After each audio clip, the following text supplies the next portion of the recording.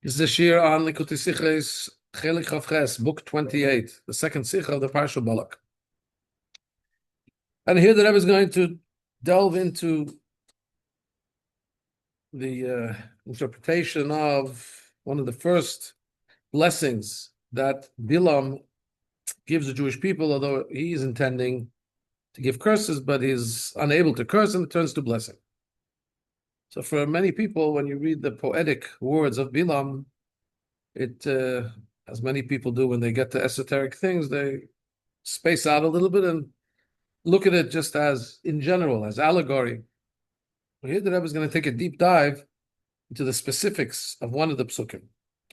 So, paragraph Aleph. We've already said many times that Rashi, when he explains the Torah, his point is to explain Pshutei Shomrika, the simple reading of the pasuk. Now, Rashi has said this about his commentary in various places. Where Rashi brings an Agoda, he brings a medrash, Agadic material, so that's, as Rashi himself often tells us, I come to explain the simple meaning of the pasuk, and I also bring Agada, Hamiyashevet Divrei HaMikra, which makes the words of the pasuk understood based on the sequence of the pasuk. Sometimes there's medrash which lends itself to the very basic meaning of the pasuk, and those kinds of medrashim Rashi brings. But the first point, the first choice for Rashi is always to bring the simplest literal meaning of the pasuk.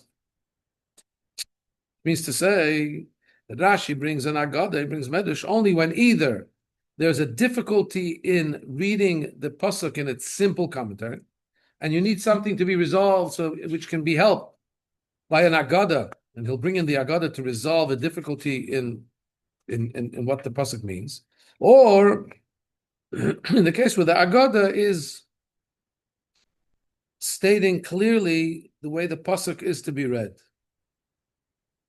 I'm not sure what the difference between these two is exactly. However, in the places where the pasuk can be learned literally without any difficulty, Rashi doesn't have to bring any Agada. Even if it's an Agada that can fit into the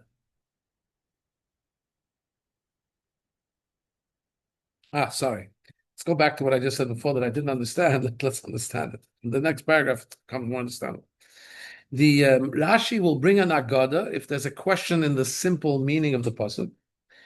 Only though if there's an Agada that fits into the simple reading of the pasuk. In other words, it fits into the words.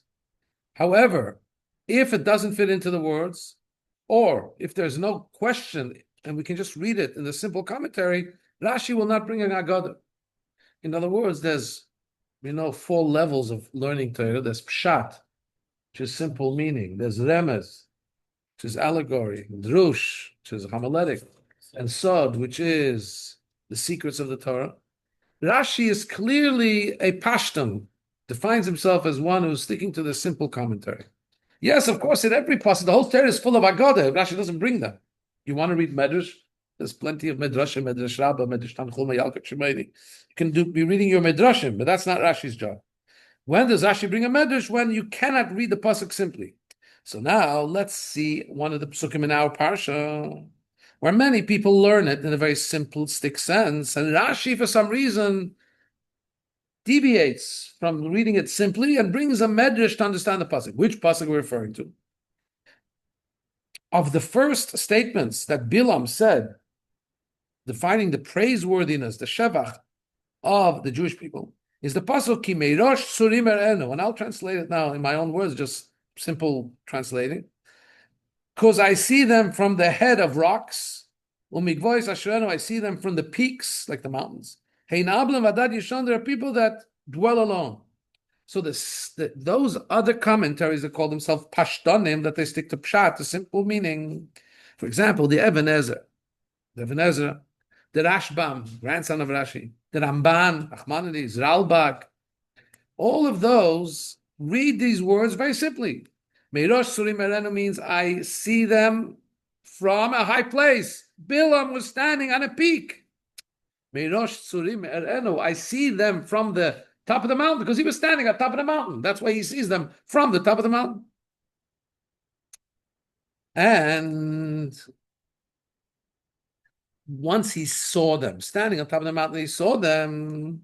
Then he gave them a praise, and he says, "Hey, nam levadad yishkon." They're a nation that dwells alone, and so on. Rashi, however, when he translates these psukim, for I see them from the top of the mountains, he doesn't say that Bilam was standing on top of the mountain. He says, I see the Jewish people. He learns it homiletically, he learns it drush. I see them from their beginning, kimeroish. I see the beginning, the head of the Jewish people in their source is strong like a rock. How are they strong like a rock and high perched like the heights? Because of their foundational family founders, which are the Avot and the Imahot, the forefathers and the foremothers. So it's totally not understood. Rashi had an option to learn like the other the other commentaries who commentate, who use the simple meaning. He could have said that Bilam was standing on the head of a mountain. Why does he say he learned it allegorically? Because I look at their head, I look at their beginning, and I see that their beginning is as strong and as powerful and high like a mountain, which is a reference to Abraham, Yitzchak, Yaakov, Sarif, Garach,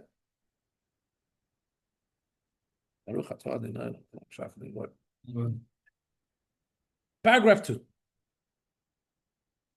The Rebbe points out in paragraph in footnote 8 that you may say that there's a double. Maybe Rashi is picking up on the double expression.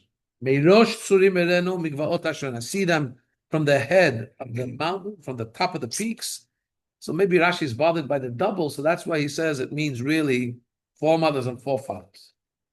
Says the Rebbe, when you speak in this form, Bilam was speaking poetically. Poetry, the fact that something is doubled, isn't a cause to cause you to learn something special from it.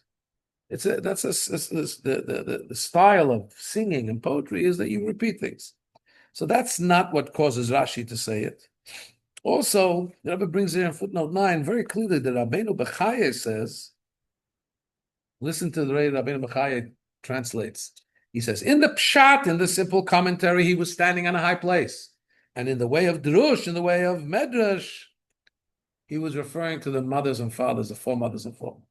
Rabbeinu Bechaye spells it clearly. There's a simple reading, that's he was standing on the top of the mountain.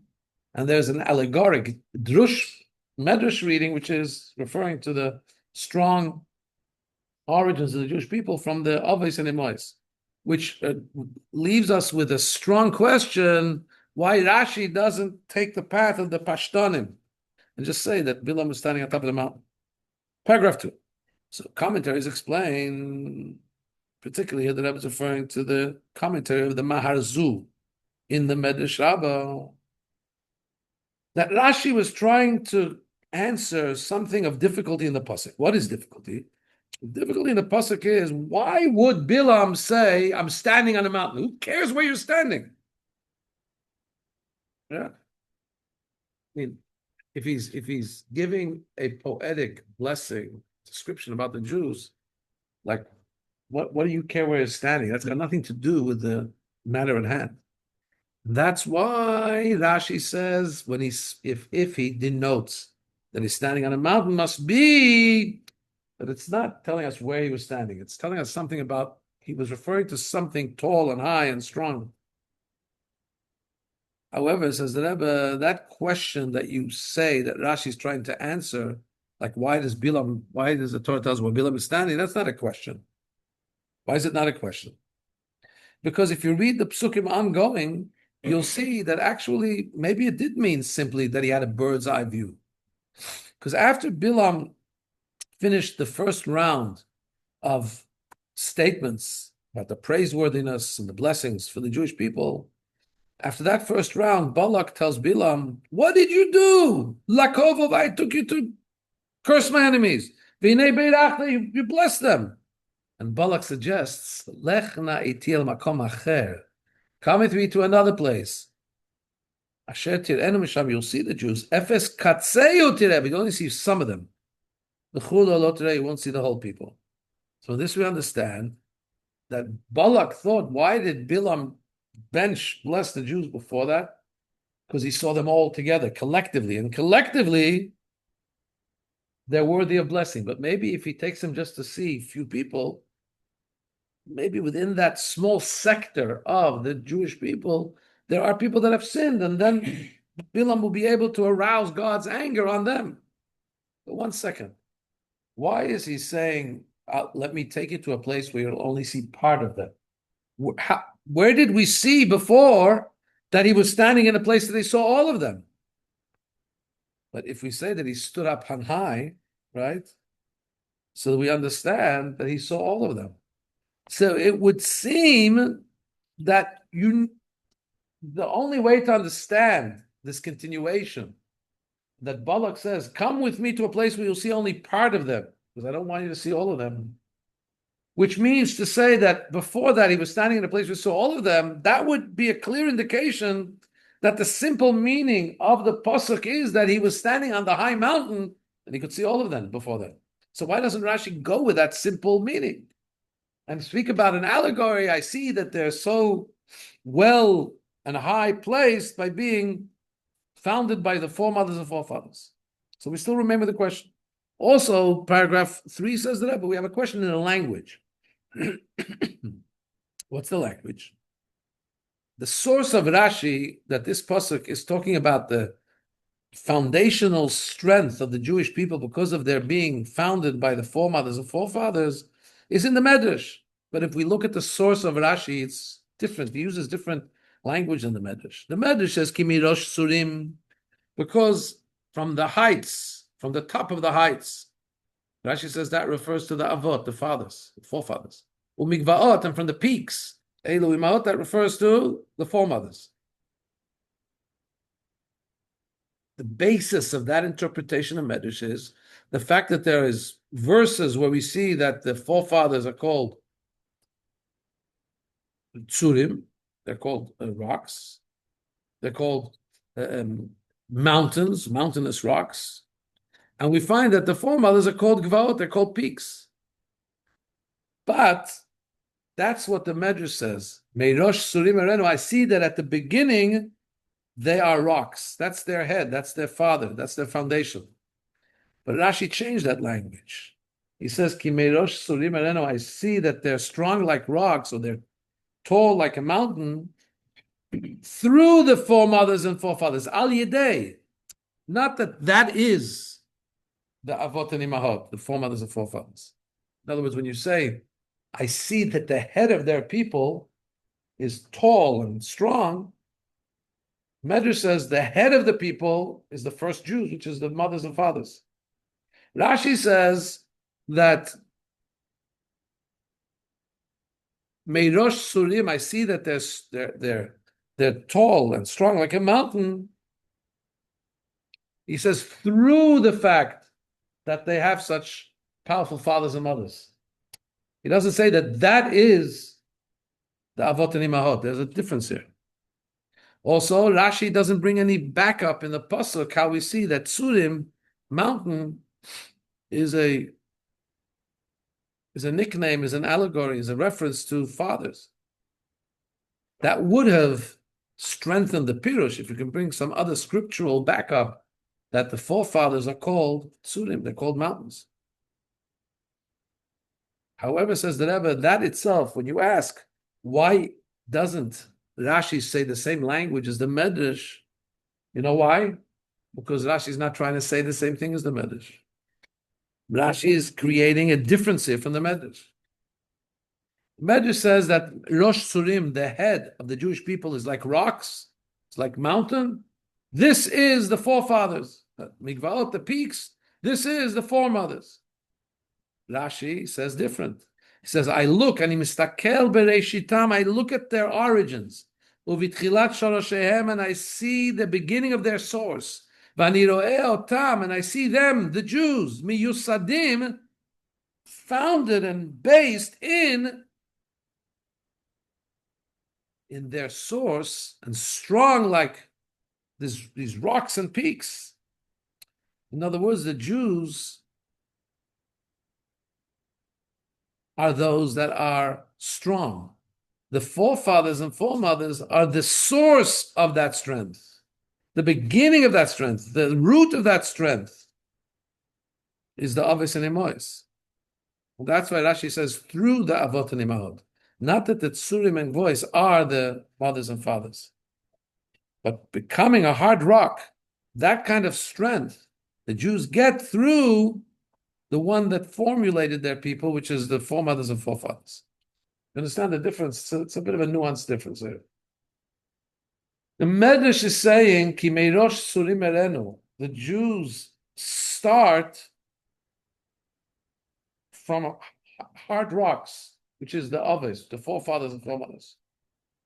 Rashi is saying the Jews are strong, like rocks, because they come from the foremothers and forefathers. Not calling the Avos and Imois the rock, saying that the Jews are strong like rocks because they come from the forefathers. The Medrash says the Jews, at their source, the first Jews, is the foremothers and forefathers, are like rocks. So are the Avot and Imahot, the foremothers and forefathers, the source of the Tzurim and Gvor, which the Jews are the Tzurim and Gvor, the high mountains, or are the actual mountains referring to the Avot and Imahot? Number two, says the Rebbe,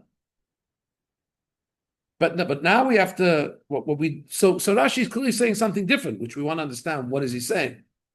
But what we don't understand is why. Why is Rashi saying it differently? We see that he's saying a difference, but he's quoting a Medrash saying it differently. Obviously means something different than the Medrash. Why? So here's the explanation, paragraph 4, and here the Rebbe Mamish helps us revolutionize our understanding of the pasuk. Let's look at the simple reading here.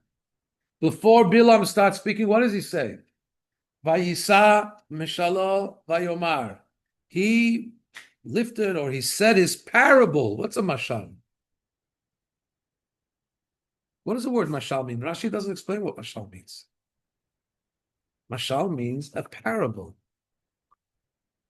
Like when we say, mashal lema davar domeh. When I'm trying to explain something, I say, what is this compared to? Hakim gave an analogy. A parable is something like when the Romans want to stop Rabbi Akiva from studying Torah, and they say, just stop studying. He tells them a parable about the fox that tells the fish, come out of the water because you have a better life. I'll take you to the party out here on the riverbanks. And the fish says, if I come out of the water, I die. So Rabbi Akiva said, just like the fish can't live without water, a Jew can't live without Torah. That's a mashal. You have a point, but you're using an allegory, using something else to describe it. Rashi doesn't explain here what the word mashal means because it's a simple word. As we find in the next three rounds of prophecy from Bilam, he always introduces his talk by saying, Vayisam Shalo. He uses a parable, and indeed, he uses things to compare the Jews to. He speaks about the strength of a re'im, speaks about rising like a lion, like a strong lion, speaks about being like lying next to nechalim, next to running waters, speaks about the Jewish people being like a shooting star. So we're using these allegories and parables. So the question is, in this verse, where's the mashal? Which words are not literal? What does he say in these words, in this first round that we're describing now? He says, Min Aram Yanchini, like from Aram, Balak came to bring me to curse. That's simple. Okay, that's not a mashal, that's not a parable. Then he says, these people dwell alone, they're not part of the goyim. That's also not a parable. Today, more than ever, we see that.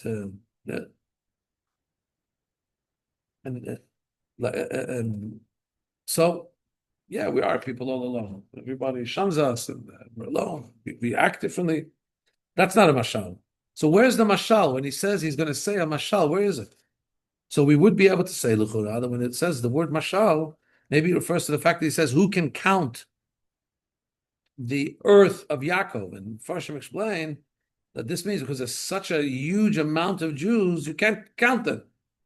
Just like the mashal, just like earth can't be counted. So maybe the mashal is that he's saying, I'm going to use a parable to say Who can count the earth of Yaakov? In other words, the children of Yaakov are so multiple like the earth, you can't count them. But Rashi doesn't learn that the earth here is a parable. What does Rashi translate? Who can count the earth of Yaakov? Rashi says in his first pirush, like the Targum, de adkaya de Beit Yaakov. The small children of the house of Yaakov.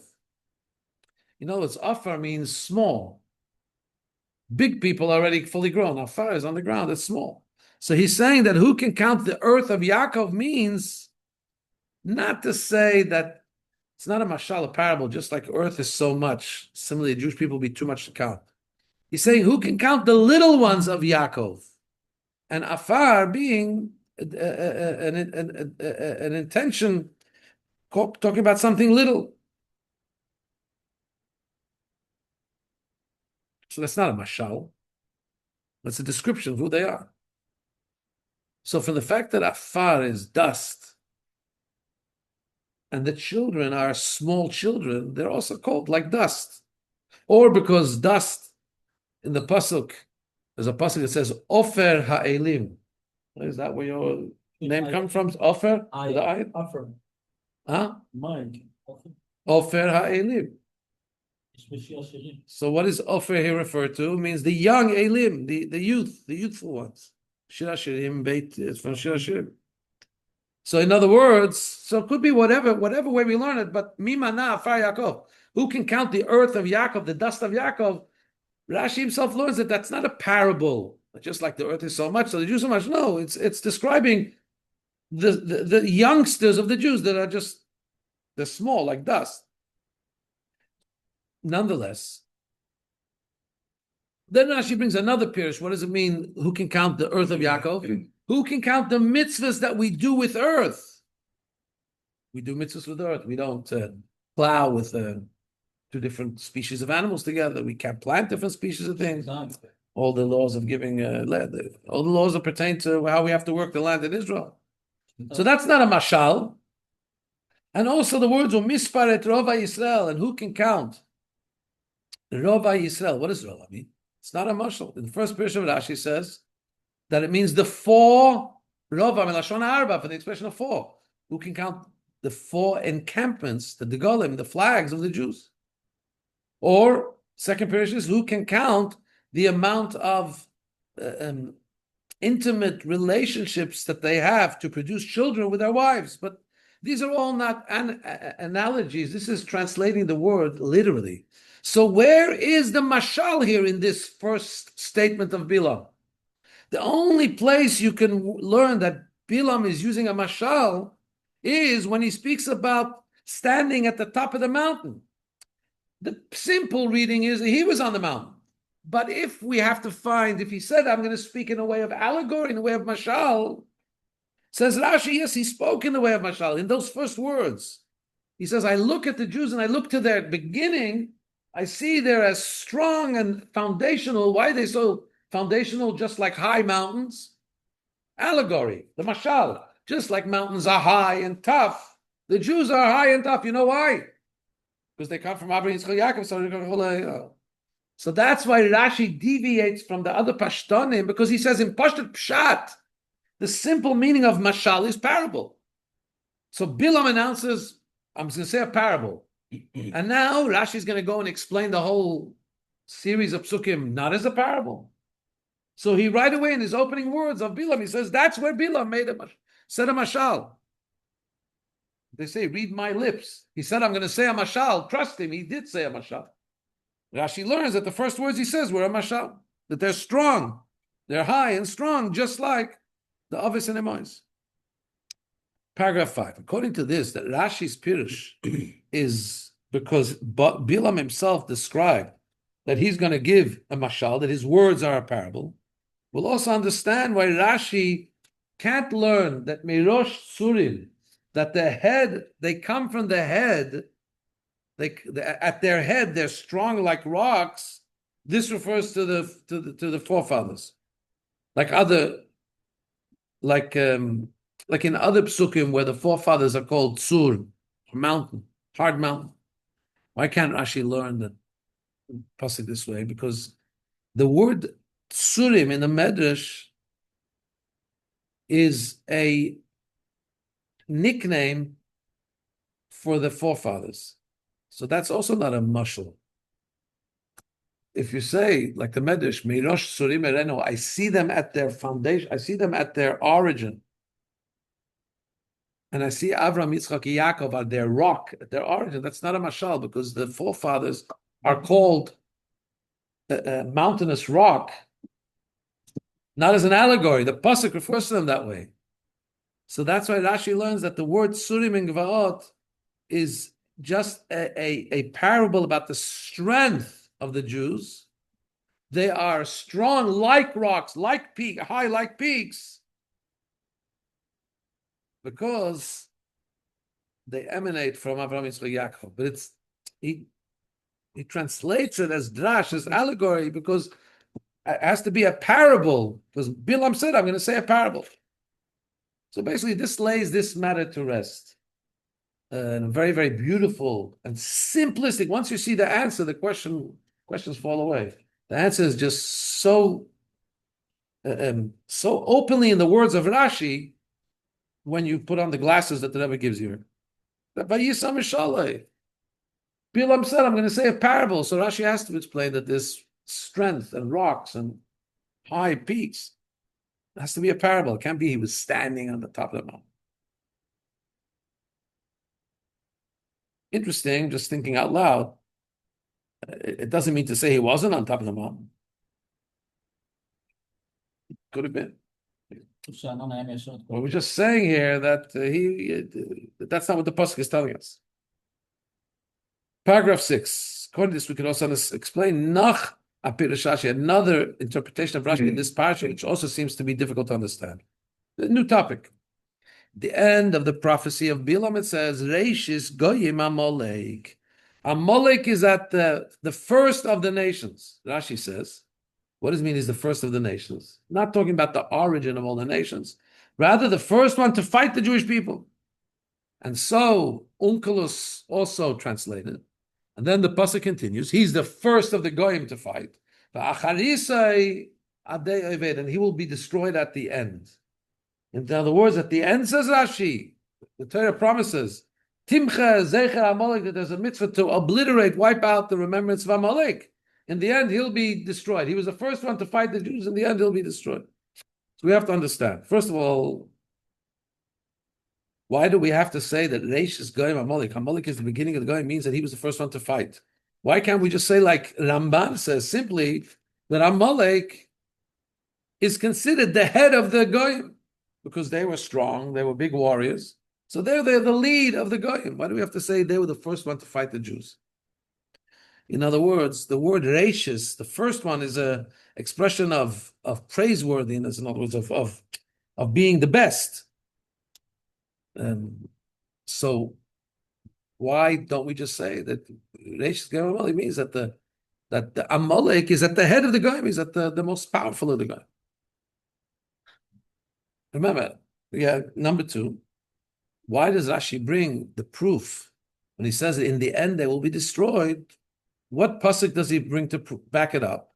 The later pasuk, which it says in Parshas Kiteitzei, says, Macho Timcha Zech Amalek, you are instructed to wipe out the remembrance of Amalek. Why didn't he bring the earlier pasuk? The instruction of wiping out Amalek is said twice in the Torah. Once at the end of the Torah, Parashat Kiteitzei, a few chapters away from the end of the Torah. And once, right after they leave Egypt, and Amalek fights with them, it says, says Hashem says, I will wipe out Amalek. Why does Rashi choose, when he's speaking about Amalek being the first one to fight, and the last one, in the end, he'll be destroyed? Why doesn't Rashi bring the first pasuk that speaks about the destruction of Amalek? I will surely wipe out Amalek. Instead of that, Rashi brings the last pasuk in Parshas Kiteitzei, which says, Timcha Zech Amalek. Wipe out the remembrance of Amalek. So we would say the reason, simply speaking, is because we're trying to say in the end, Amalek will be destroyed by you, by the Jews. The best proof to bring about that is the pasuk that says to the Jewish people, Timcha Zech Amalek, you shall obliterate Amalek. The first pasuk in Beshalach says, Hashem says, Macho Emche, I will wipe out Amalek. So we could seemingly say the reason we bring the pasuk that instructs the Jews to do is because the pasuk seems to be saying Amalek is the first one to fight with the Jews, and in the end he'll be destroyed by you.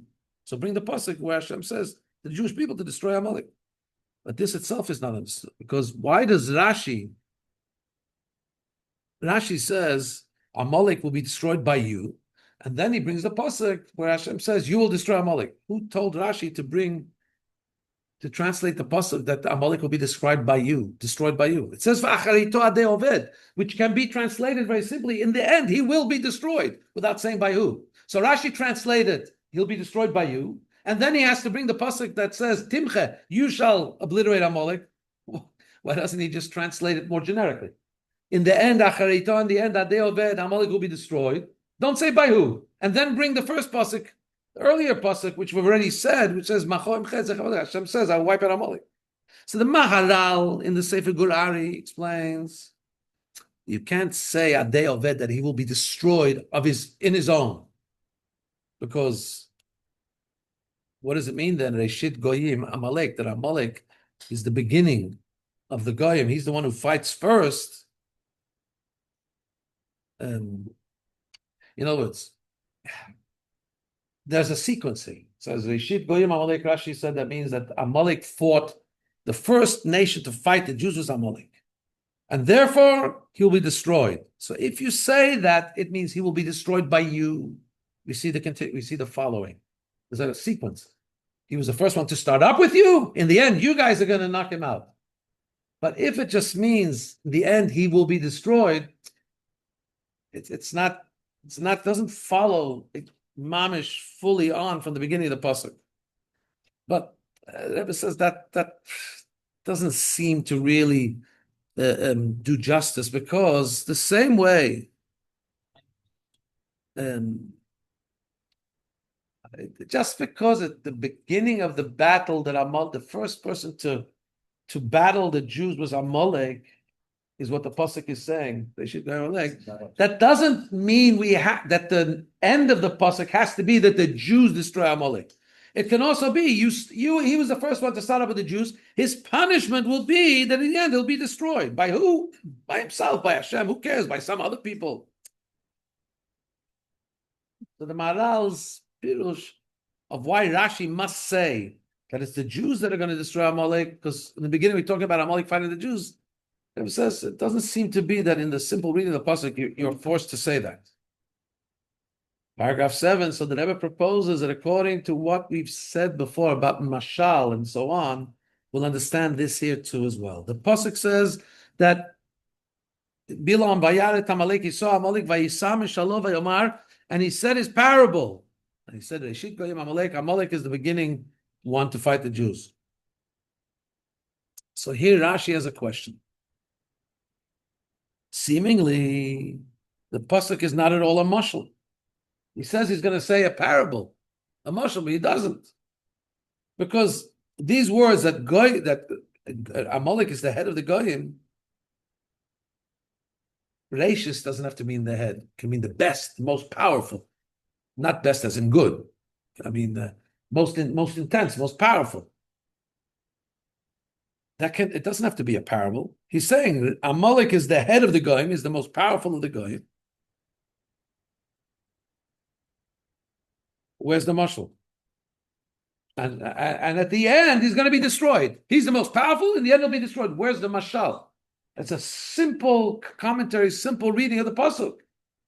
So Rashi says, no, if he says there's a mashal, there must be a mashal. This pasuk doesn't just mean to say that Amalek is the strongest of the Goyim. There's a mashal here. He's the first to come and fight the Jews. It doesn't mean he's the strongest. Reish is Goyim, the strongest of the Goyim. But we're telling you something else about Amalek, which is not the simple meaning of Reshit Goyim Amalek. Reshit Goyim Amalek is he's the strongest of the Jews. You're saying no, he's the first to fight against the Jews. And that's why the language Meshalah, language that this is a parable, fits.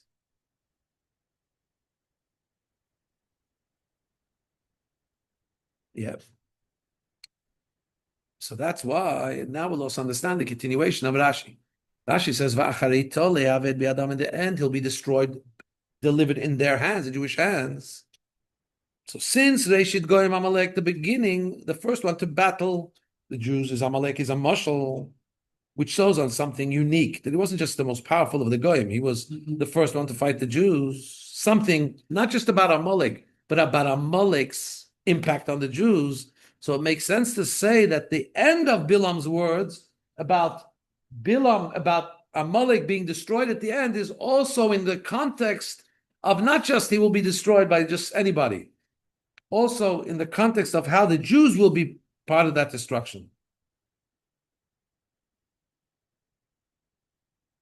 So since the words Reshit Goyim Amalek, that Amalek was the first one, we're saying is a mashal about what they did to the Jews, so it makes sense to say that in the end it will be destroyed, is also connected with the Jewish people doing it to Amalek. And in this way, it's one continuum. Reshit Goyim Amalek, Amalek fought the Jews in the beginning. He was the first guy to attack the Jews. And in the end, he will be delivered by the Jews. It's just one perfect continuum. That's why Rashi says that in the end, he will be destroyed, biyadam, in their hands. Because acharito, the end, is a continuation of the Reshit. If you say Reshit means they're the choice, so they're the choice, the most powerful Goyim, but in the end, they'll be destroyed. It's two separate things, really. But if you learn it now, like Rashi learns it, because as the Rabbi says, it has to be a mashal. So it's not Reshit, he's the most powerful of the Goyim. But rather, it talks about he was the first one to fight the Jews. So once we establish that that's what that Reshit means, the first one to start battle, so Acharit, the end, should also mean in the end he'll be destroyed in a similar battle. Amalek versus the Jews, but this time the Jews will get him. Paragraph 8. From this explanation, that according to Rashi, Meirosh Tsurim, about being as strong as a mountain, as a strong rock in the mountain, is a parable. Now we'll have some additional depth in what the Rebbe calls Yeina Shel Torah, the wine of Torah. In other words, in Torah, there's always pshat is like water. Wine has taste, has robust body, excitement. Torah has a level where it's learned, where it's gishmak, where there's a good taste. So what does Rashi say? How does the Rebbe learn here about Yeina Shel Torah, the wine of Torah? When do you need to speak about a parable, a mushal? When something is clear, you don't need to give a parable. When do we need to give a parable? When you want to say something subtle, something deep, something that's hard to get your hand around, hard to get your head around, for example, you want to explain somebody how it is you can't see Hashem. You see, you can't see him. So what would you give a mushal? One of the mushals today we give, a very simple mushal, electricity. You can see electricity, you can't see electricity. But you can know its presence because it goes through wires. You see its effect. So this is a mushal of how you can have something that's there. You can know about it, but you can't see it. So what's the purpose of a mushal? Giving a parable is something we can get our heads around, will help us understand something deeper that we wouldn't be able to understand without bringing it down, without making it understandable in a mushal. If so, in our case, when Bilam says, listen to the way the Rebbe flips this. When Bilam says, I see that they are chazakim kitzurim ugvaot alol, I see they're strong like these high-placed rocks. And Bilam says, this is just a mashal, this is a parable. You know what he's saying? You can learn a parable in two ways. You can learn that the Jews really aren't as strong as a rock. We're using a parable just like a rock is high up in a mountain and strong. The Jews are also strong. Or you can say that the strength of a rock doesn't really describe the strength of a Jew. The Jews are so strong, but you can't understand their strength. The only little understanding you can have their strength is, a rock is high placed and strong. So the Jews are much more than that, but at least you can get a handle on it. Says the Rebbe, when he says it's a mashal, that this kind of strength that Jewish people have doesn't have a description. It defies description. It's that powerful, it's that strong, it's that high. Can't describe it. The only grasp you can get on it, the only handle you can get a little bit about it is When I tell you that there's a mushal, I can give you a mushal. It's like, let's go back to electricity and God. Obviously, God is infinite. It's not a good, he's not like electricity. He's way beyond. But I give a mushal because the mushal gives me a handle to be able to understand it. Al derech zeh, Bilam, he said, I'm going to tell you a mushal. I'm going to give you a parable. The Jews are like a strong rock. Says the Rebbe. It's a parable because the Jews are much stronger than a rock. The rock is just a little understanding how strong. Get it? Twists it, turns it, and catapults the Jews way up. The mushal is just some lowly kind of thing which helps us get a little bit of an inkling and understanding of what kind of strength they have. Yeah. Paragraph 9. The explanation of this. The true strength of a Jew is not his hands. Yadayim idei Esav. When Yaakov comes to get the blessings, he's speaking like Yaakov, and his hands look like Esav. His father says famously, "Ayadayim idakol kol Yaakov." The voice is the voice of Yaakov. Ayadayim idei Esav. The hands and the hands of Yaakov. And we use this as an instruction for all history that really our strength, the strength of Yaakov, the strength of the Jew, comes from davening, from learning. The brute strength, that's really an Esav kind of thing. His strength of his hand, the power of his hands. What's the Jewish strength? Is his spirituality, the kochot haneshama, the powers of his soul. And mainly, what's the real strength of a Jew? His koach hamesirut nefesh, his ability to sacrifice for Hashem, which overpowers anything else he has in his arsenal, any of his other powers, any of his other talents.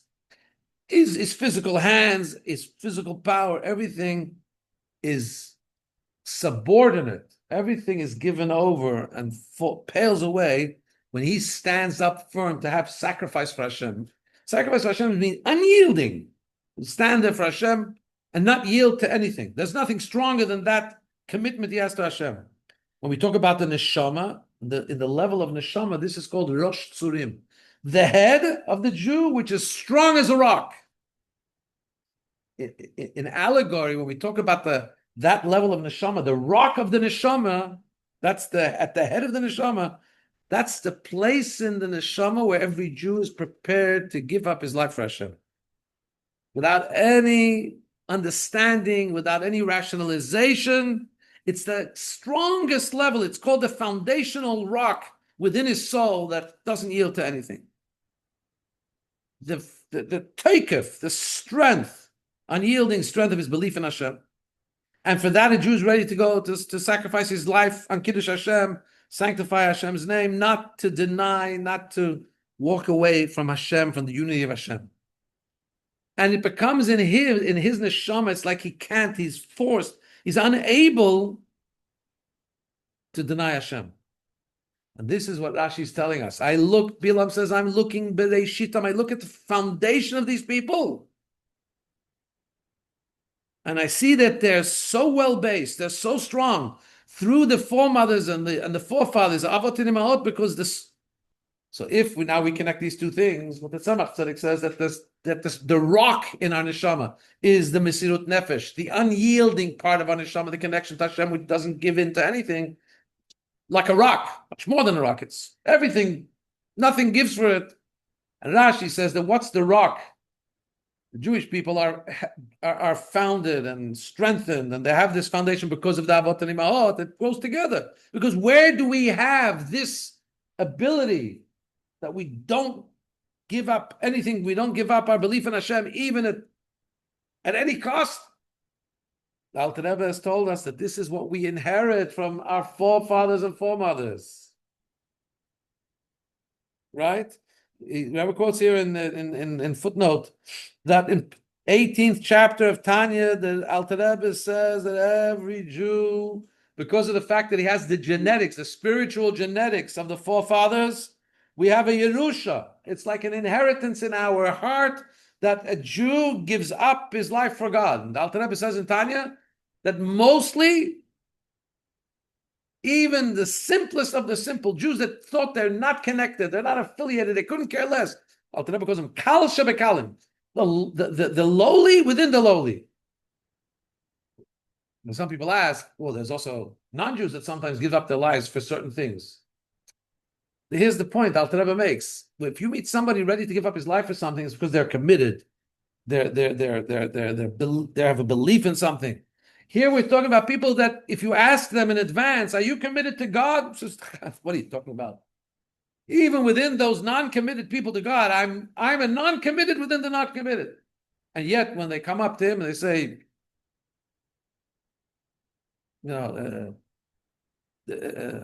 take your boots and walk on a Sefer Torah, you say, I'm not going to do it. But you don't care about anything. All of a sudden, this denial in God is not allowed. His neshama can allow it. That doesn't exist. That exists by Eid. Where does it come from? The spiritual inheritance we get from our forefathers and foremothers. So that strength, one second. You know what that strength stands in opposition to? The strength of materialism, connection to this world. If we think about it, what does existence mean? What does existence mean? When we want to say something in this world is strong, it means it takes up a lot of space. It has a strong presence. In Ruchnius, when we talk about the power to be unyielding for Hashem, what does it mean? Power from Mesiras Nefesh comes because Hashem Echad, Hashem is one. That the fact that Hashem is one, when it shines by every Jew, that gives him the power, because he has a portion of Hashem in him, it gives him the power not to give in to anything else. In other words, a created being, by definition, looks out for himself. That's the nature that's embedded within every aspect of creation, within humans as well. A created reality tries to make sure it stays alive. Unless sometimes for the betterment of the species, it'll allow itself to die. But there's always it's in order to. That's a definition. A person has an innate desire to keep himself around. What is Mesiras Nefesh? Mesiras Nefesh is the ability to stand up to that desire he has to still be, and to recognize there's a greater presence here, and to yield to the oneness of Hashem. Strength, physical strength, material strength is, I'm here, I'm not moving. Spiritual strength is, I'm not here. The only thing here is Hashem Echad. And if Hashem is one and there's something, my body standing in the way, because somebody wants me to bow, or I lose my life, or Hashem Echad. The strength of Hashem Echad counterbalances the strength of my existence. I yield my existence. So this is what the pasuk is saying. Let's see how the Rebbe reads it in the pasuk. Ki meirosh suri merenu. I see from their beginning they have this strength of the neshama, and that's why henam levadad yishkon. They are singular. They don't yield in it. Ubagoyim lo yitchashav, and they're not at all like the nations. In other words, what moves usually all the other created beings of the world, that they have to have a strength, that doesn't count by a Jew, because his true strength is being able to transmit Hashem Echad, which is his true strength, but it also stands in direct opposition to the true strength of created beings, which is their being, not their not being. So what gives them the opportunity to be levadad, to be one, and to be part of the process of Hashem Echad without causing any obstruction, is because Meirosh Suri Merenu, at their very foundation, they come from Abraham, Yitzchak, Yaakov. In their neshama, they have this embedded chip from Abraham, Yitzchak, Yaakov, which means, and Sarif Karach Avalei, which means that they're unyielding, Mesiras Nefesh. Which means, Bagoyim Lo Yitchashav, that in the general way of the world with the non-Jews, in other words, the mundane world which sees strength as being presence, they're not part of that. They're not part of that reality. They're not part of that equation. Their strength is they're not being, Hashem's being. Paragraph 10.